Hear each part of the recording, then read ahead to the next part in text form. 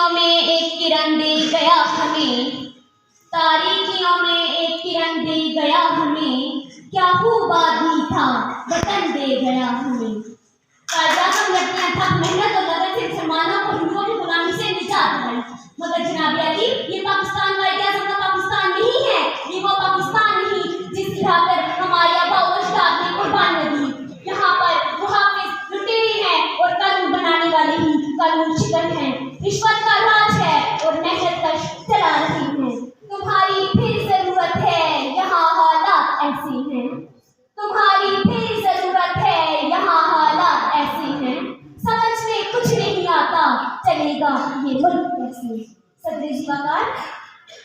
बल्कि अजीज के हुक्मरान हाथों में कशकोल लिए अगयार के सामने हर वक्त भी मिलने के मुंतज़िर रहते हैं, जो न सिर्फ इस मुल्क के तशक्कुस को पामाल कर रहे हैं बल्कि आने वाली हमारी नस्लों को गदागरी जैसी शर्मनाक हालत से मुतारिफ करवा रही हैं। तारीख में ऐसी 3 कौमों की किसी रकम है जिन कौमों ने मसलक के नाम पर अपने सरों को झुकाकर दस्ते सवाल बुलंद किया और बाद में जिनका अंजाम बाजार में बिकने वाले सफेद जिस्मों की मानत कमतर और हकीर बनकर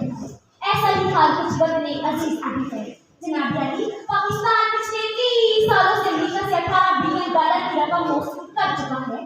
इमदाद में इमदाद मिलने की वजह जब इन हुक्मरानों से पूछी जाती है तो कहते हैं पाकिस्तान एक गरीब मुल्क है, भूख और इफ्लास की तहाकी है,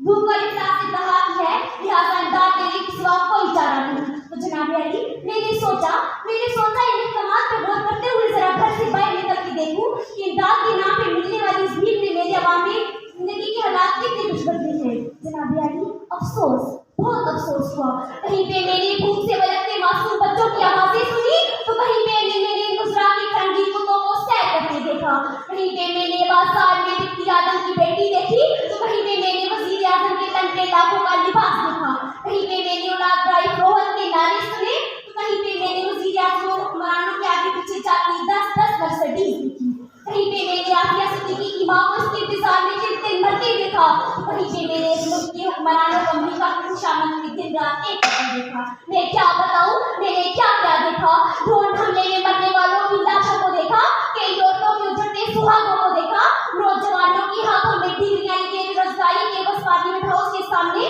आग में झलसते देखा, कई बुजुर्गों को पार्लियामेंट हाउस के सामने पेंशन न मिलने की खातिर हलाक होते देखा। जनाब अली इस मुल्क के हर शहर हर कुछ में मैंने करबला का मैदान देखा। बेख्तियार मेरी जुबान से ये अल्फाज निकले, उसूल बेच के मस्जिद खरीदने वालों,